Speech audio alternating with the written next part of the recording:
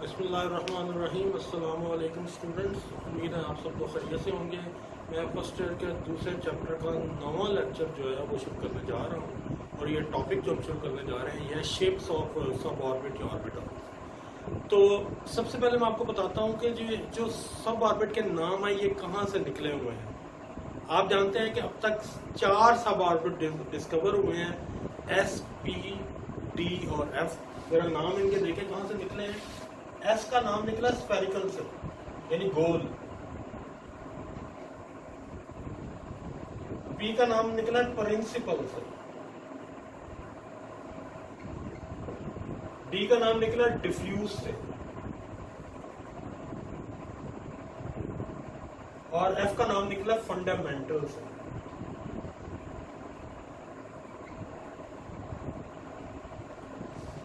ये इनके S P D F के जो नामों का ओरिजिन है वो मैंने आपके सामने लिख दिया है।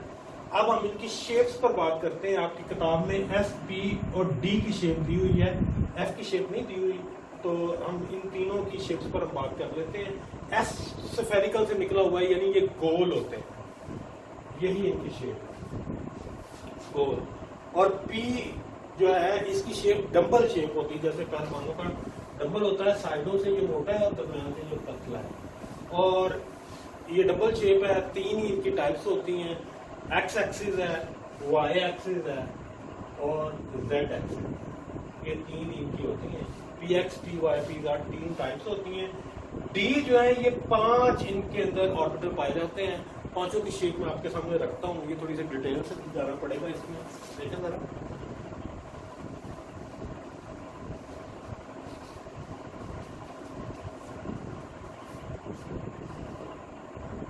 डी के 5 ऑर्बिटल हैं। ये एक्स करने, ये वाई करने, ऐसे आप नोड और इंटर नोड बना दें। तो ये है डी एक्स वाई, ये एक्स जेड है, ये है जी डी एक्स जेड। और तीसरा है, इधर वाई लिख लें,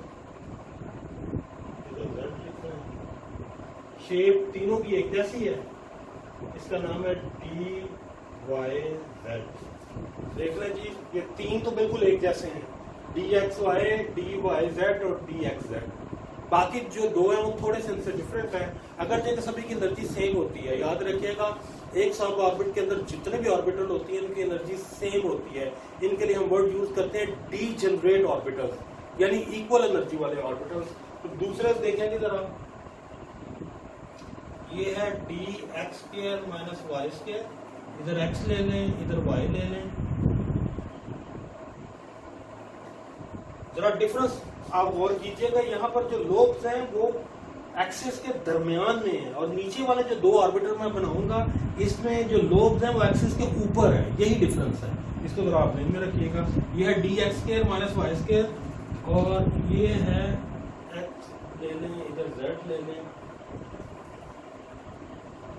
ये है डी जेड स्क्वायर। इसमें भी आप देख लें लोब जो है वो एक्सिस के ऊपर है, इसमें भी लोब्स एक्सिस के ऊपर है। इन तीनों में लोब्स एक्सिस के दरमियान है। तो जो डी ऑर्बिटल है ये 5 होते हैं, d x y, d x z, d y z, d x square minus y square और डी जेड स्क्वायर। पांचों की शेप जो है वो आपके सामने आ गई है। तो यहाँ तक एक्स वाई एस, पी और डी की शेप आपकी किताब में दी हुई थी, वो मैंने आपके सामने कर दी है।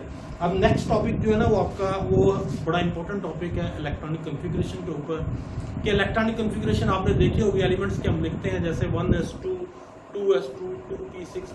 ये कैसे हम डिसाइड करते हैं कि इलेक्ट्रॉन पहले किस में जाता है, यही आपका मौजूदा टॉपिक है। तो हम आपको डिफरेंट रूल्स जो है वो पढ़ाने लगे हैं जिससे हमें पता चलता है कि इलेक्ट्रॉन पहले किस सब ऑर्बिट में जाता है, उसके बाद किस में जाता है, उसके बाद किस में जाता है। तो पहला रूल जो इससे रेलिवेंट है वो उसे हम कहते हैं एफबो प्रिंसिपल। दूसरा रूल है पॉली एक्सक्लूजन प्रिंसिपल और तीसरा रूल है हुंड्स रूल। इन तीनों रूल्स को अगर आपको पता हो तो आप इलेक्ट्रॉनिक कॉन्फ़िगरेशन जो है वो ठीक तरीके से कर सकते हैं। मैं पहले रूल्स पे जा रहा हूँ, एफबो प्रिंसिपल पे।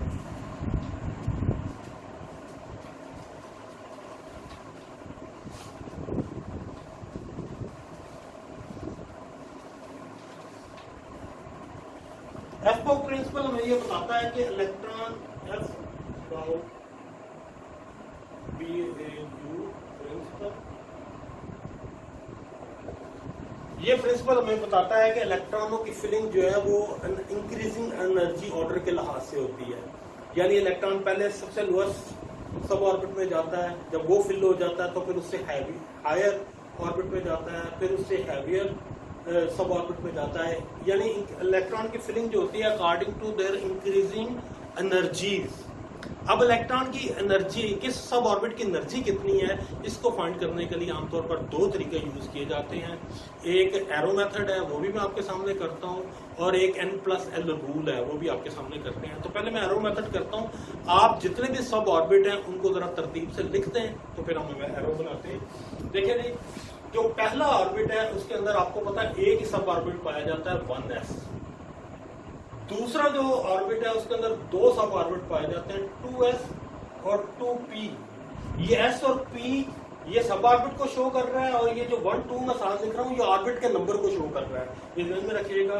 तीसरा जो ऑर्बिट है उसके अंदर तीन सब ऑर्बिट हैं 3s 3p 3d। चौथे के अंदर 4 हैं 3s 3p 3d और 3s। सॉरी, इनके साथ 4 लिखना है सबके साथ, आपने सभी के साथ 4 लिखेंगे, कोई ये चौथा ऑर्बिट है 4s 4p 4d 4s। पांचवा है 5s 5p 5d 5s। 6 है 6s 6p 6d 6s।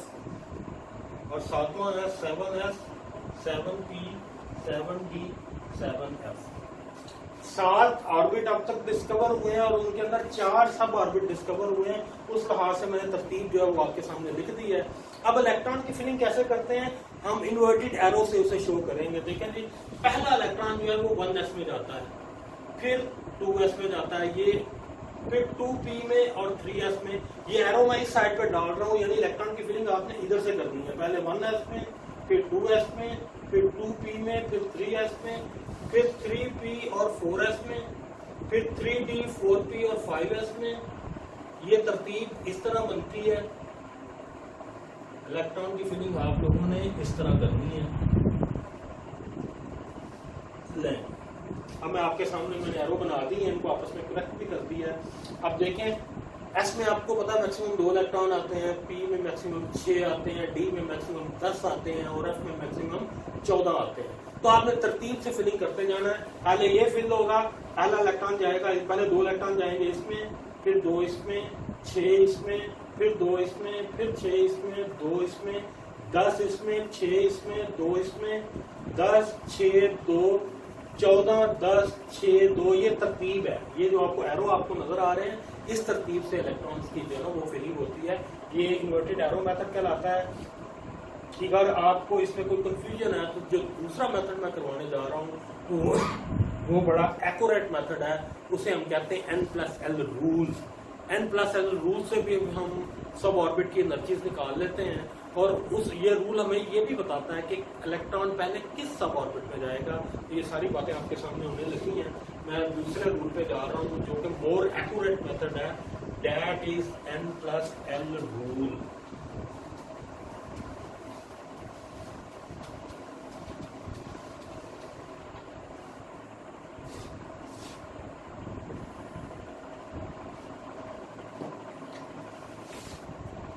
n+l rule.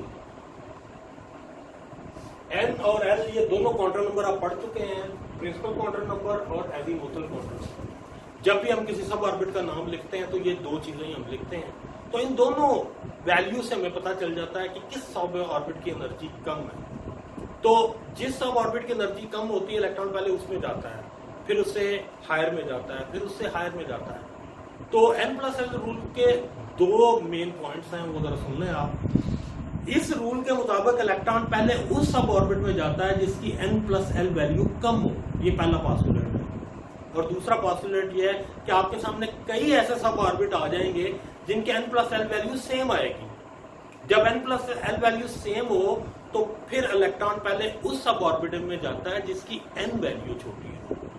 तो मैं सारे जितने भी सब ऑर्बिट अब तक डिस्कवर हुए हैं सारे आपके सामने लिखने लगा हूं, उनके n+l वैल्यू भी बनाने लगा हूं, और फिर आपको पता चलेगा कि कैसे हम इसमें इलेक्ट्रॉन की फिलिंग करते हैं।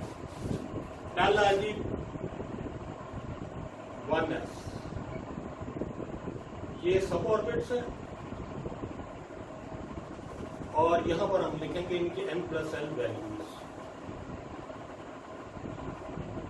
1s 2s, दूसरे ऑर्बिट में दो ही सब ऑर्बिट होते हैं 2s और 2p, तीसरे में 3 होते हैं 3s 3p 3d, चौथे में 4 होते हैं 4s 4p 4d 4f,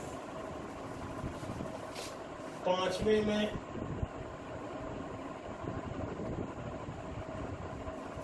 में फिर 4 होते हैं 5s 5p 5d 5f, 6s 6p 6d 6f, 7s 7p 7d 7f। सारे सब ऑर्बिट मैंने आपके सामने तरतीब से लिख दिए हैं। पहले ऑर्बिट में एक ही सब ऑर्बिट होता है 1s, दूसरे में 2 है 2s 2p, तीसरे में 3 है 3s 3p 3d 4s 4, आगे सब में 4 4 है। ये जो 1 2 3 लिखा है ये n वैल्यूज हैं, और n वैल्यूज में आपको पिछले लेक्चर में भी बता चुका हूँ।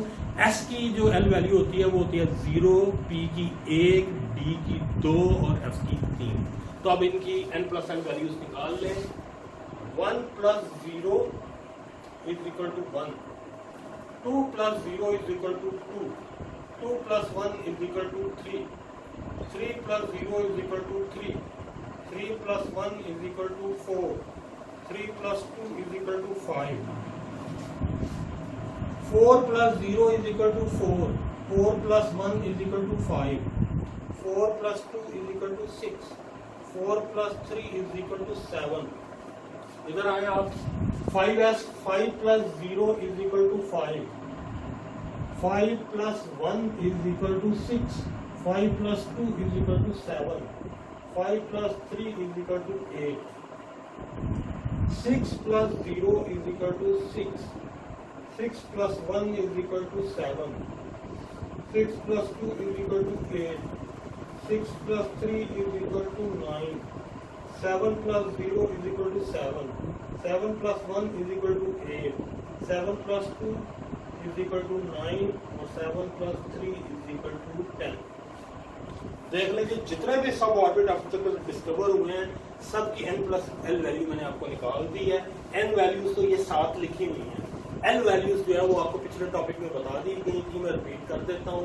s की l वैल्यू होती है 0, p की 1, d की 2 और f की 3, ये इस तरह से मैंने निकाल दी है। अब मैं n+l रूल के दोबारा दोनों पॉस्टुलेट बोलता हूँ। पहला पॉस्टुलेट ये है कि इलेक्ट्रॉन पहले उस सब ऑर्बिट पे जाता है जिसकी n+l वैल्यू कम हो, और दूसरा पॉस्टुलेट ये है कि अगर आपके सामने दो ऐसे सब ऑर्बिट आ जाते हैं जिनकी n+l वैल्यू सेम है तो पहले आपने इलेक्ट्रॉन उस सब ऑर्बिट में भेजना है जिसकी n वैल्यू छोटी है। तो इस लिहाज से मैं तरतीब बनाने लगा हूँ, आपके सामने देख लें जरा। सबसे कम n+l वैल्यू इसकी है तो सबसे पहले ये फिल होगा, दूसरे पे ये है। अब इन दोनों की देखें n+l वैल्यू 3 है लेकिन n वैल्यू इसकी छोटी है, तो ये तीसरे नंबर पर है।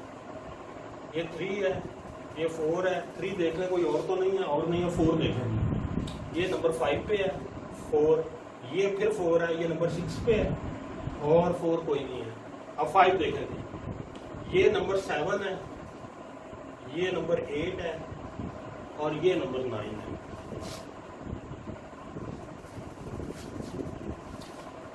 और अब 6 पे आप आ जाएं, ये सबसे छोटी वैल्यू है 6 की, ये 6 जो है ये 10 है, ये 11 है और ये 12। अब 7 पर आप आ जाएं, ये 7 की सबसे छोटी वैल्यू है, ये 13 नंबर पे है, ये 14 है, ये 15 है और ये 16 है। ये मैंने ये जो मैं गोल दायरे लगा रहा हूं ये वो तरतीब है जिसके लिहाज से इलेक्ट्रॉन फिलिंग होगी। 16 नंबर तक हम चले गए हैं, ये 7 वैल्यू भी हो गई है। अब 8 आए, ये सबसे छोटी 8 की वैल्यू 17, 18 और 19, ये 20 है, ये 21 है और ये 22 है। ले जी, मैंने सारे इलेक्ट्रॉन जो सब ऑर्बिटल की तरतीब लिख दी है। इस तरह से इलेक्ट्रॉन की फिलिंग होगी, यानी पहले इलेक्ट्रॉन जाएंगे 1s में, फिर जाएंगे 2s में, फिर 2p में, उसके बाद 3s में, फिर 3p में, इसके बाद आएंगे 4s में, फिर जाएंगे 3d में, फिर जाएंगे 4p में, और फिर जाएंगे 5s में, फिर जाएंगे 4d में, 11वें नंबर पर 5p, इसमें इलेक्ट्रॉन जाएंगे। 12वें पर है ये 6s, फिर इलेक्ट्रॉन इसमें जाएंगे। 13वें पे क्या है, ये है 4f, फिर इलेक्ट्रॉन इसमें जाएंगे। और 14वें नंबर पर ये है 5d, इसमें जाएंगे। 15वें पर ये है 6p, फिर इलेक्ट्रॉन इसमें जाएंगे। 16 नंबर है 7s, फिर इलेक्ट्रॉन इसमें जाएंगे। और 17 इसके बाद है, ये 17 है 5f, फिर इलेक्ट्रॉन इसमें जाएंगे। 18 है ये 6d, फिर इलेक्ट्रॉन इसमें जाएंगे।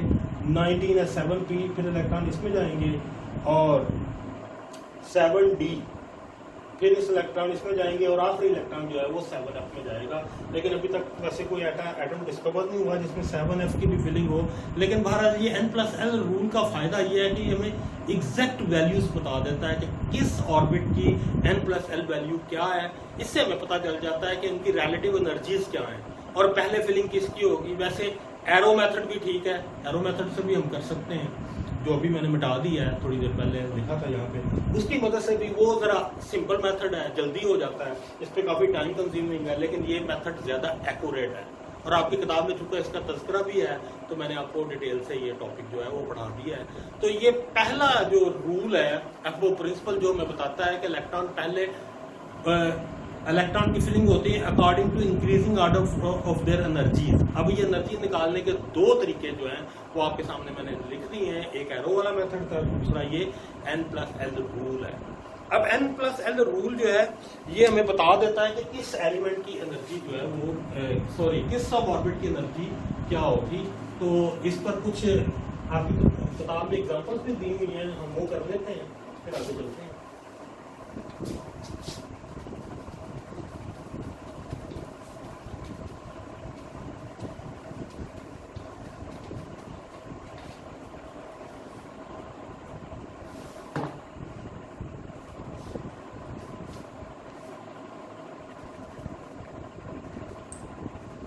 देखें जी, ये एग्जांपल आपकी किताब में एग्जांपल 9 है। उसने कहा pick the orbitals with lower energy from each of the giving pair. ये यहाँ पेयर दिए हुए हैं, आपने बताना है किसकी एनर्जी कम है। देखें जी, एग्जांपल 9 है ये, इसका पहला पेयर है 3d और 4s। दोनों की आप n+l वैल्यूज निकाल दें, तो जिसकी n+l वैल्यू कम होगी उसकी लेस एनर्जी होगी। अगर दो ऑर्बिटल आपके सामने आ जाते हैं जिनके n+l वैल्यू सेम है, तो फिर आपने n वैल्यू को देखना है कि वो किसकी छोटी है। देखें जी, ये 3+2, इसकी n+l वैल्यू है 5 और ये है 4+0 = 4।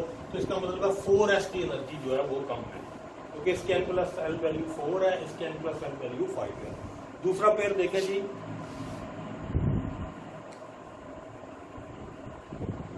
2p और 3s, 2p और 3s। देखें जी, इसके n+l वैल्यू निकालें। 2 + 1 = 3, इसके 3 + 0 = 3। दोनों के n+l वैल्यू आप देख लें सेम आ रही है। तो अब आप लोअर एनर्जी वाला वो सब ऑर्बिट होगा जिसकी n वैल्यू कम हो। ये 2p जो है इसकी एनर्जी लो है। तीसरा देखें जी, 3d और 4s, 3d और 4s। 3 + 2 = 5, 4 + 0 = 4। तो ये तो वाज़ेह है 4s की एनर्जी कम है। और लास्ट पेयर है 3d और 4p, 3d और 4p। निकाले जिनके n+l वैल्यू 3 + 2 = 5, 4 + 1 = 5। तो देखें कि दोनों की n+n वैल्यू सेम आई है, तो 3D की एनर्जी कम होगी क्योंकि इसकी n वैल्यू छोटी है। तो ये एग्जांपल मैंने कर दी एग्जांपल। हाँ जी, आपका लेक्चर इधर तक किया, बाकी रूल जो है वो मैं नेक्स्ट लेक्चर में पढ़ाऊंगा। Thank you.